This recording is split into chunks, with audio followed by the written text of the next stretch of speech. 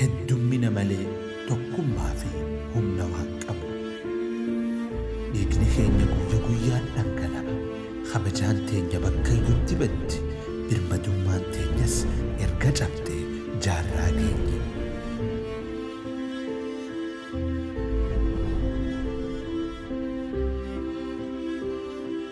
Maqaan muslima ja'amnee yaamamuu malee beekamtii fi jabina akka kaleessaa sana erga dhabnee turre.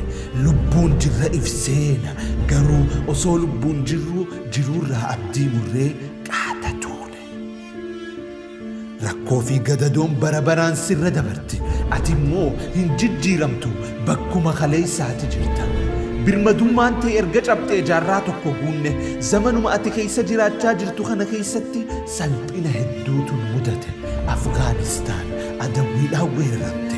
Iraaq, Suuriyaa, Somaaliyaa, Liibiyaa fi Yaman diigamanii jiran. Quds harka Yahudaa jalatti kuftee jirti.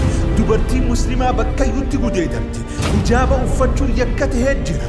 Muslimni maqaa shororkeessummaatiin bakkayyutti ajjeefamaa jira. Ati hoo eessa jirta? Maaliif jirta?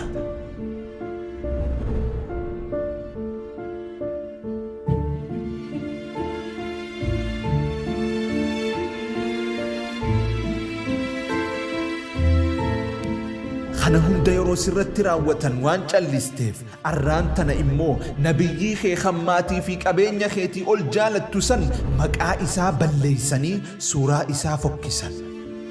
Humnaa fi tokkummaa dhabuu kee waan hubataniif dammaqinaan sirratti bobba'an. Ati immoo arras bakkuma kaleessaati jirta. Karaa ergamaa Rabbii osoo hin ta'in karaa salphinaa qabattee amantii tee maqaa xureessaa jirta. Maqaa Muhammad ja'amu baafattee dalagaalee Muhammad takkumaatuu hin dalaginii fi diliilee gama ibiddaa nama ooftu dalagaa umrii tee fixaa jirta.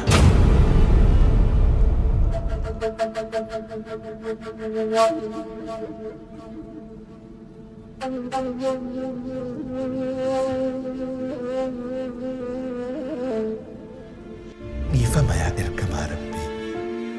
Ummanni ati kaleessa isaan arguuf dharraatee imimmaan lolaaste sun arra akkan taane ta'ee jira. Dhiifama yaa ergamaa Rabbii. Arra firqaan wal qoonnee gare garetti baanee osoo walitti garagallee wal nyaannu adawwiin nyaatamnee jirra. Dhiifama yaa ergamaa Rabbii. Amaanaa ati nutti kennite bakkaan gahuu dadhabnee amantii ati isiif jecha wareegamte tana salphisnee lafatti riinee jirra. Dhiifama yaa ergamaa Rabbii. Qur'aanaa fi hadiisni osoo nu jidduu jiruu wal tahuu dadhabnee kufaatiidhaaf saaxilamnee jirra. Dhiifama yaa ergamaa Rabbii. Humna hin qabnu tanaaf tuffatamne. Firqaan wal qoonne tanaaf diigamne. Alagaadha saayimne tanaaf cabne. Rabbii fi seera isaati laganne tanaaf hufne.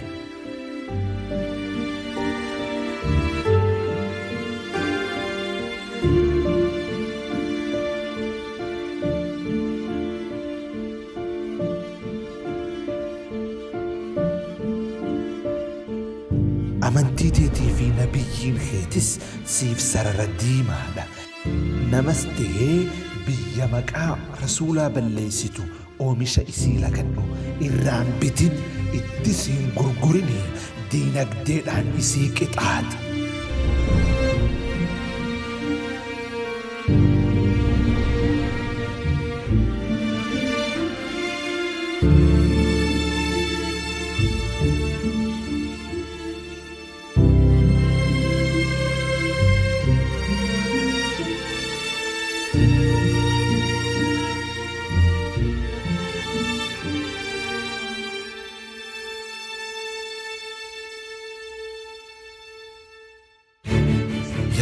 Dhaabbattu umriin teetis deemaa jirti.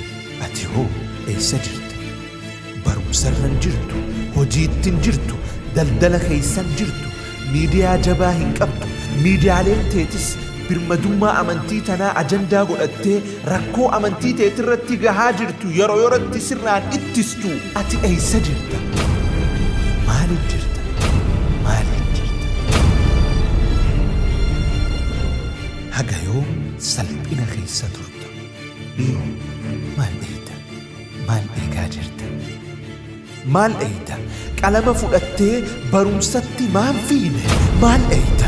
Maallaqa kuufattee naggada irratti maan bobbaane? Maal eeyta? Tokkummaan wal jaartee miidiyaalee ta'e maan cimsine? Maal eeyta? Siyaasaa keessatti hirmaattee amantii tanaaf maan tumsine? Maal eeyta? Roga jirtuun cimtee ogummaa teetiin islaamummaa maan dagaagsine?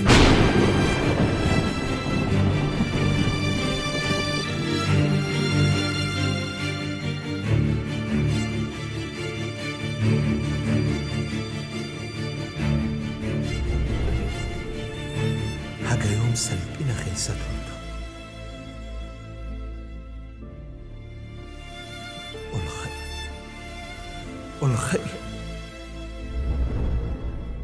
ol ka'i amantii miliyoononni wareegameef tanaaf dalagi seenaa kaleessaa san deebisi. Barri salphina muslimootaa bara jireenya keetii keessatti haa raawwatu.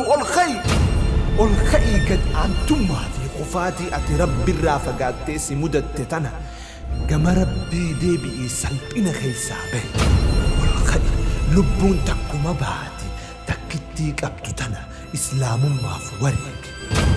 Abbaan kee Imaamu Ahmad salphina arra ati ba'attee deemtuu kana osoo argee silaa sitti qaanfata ture. ol ka'i.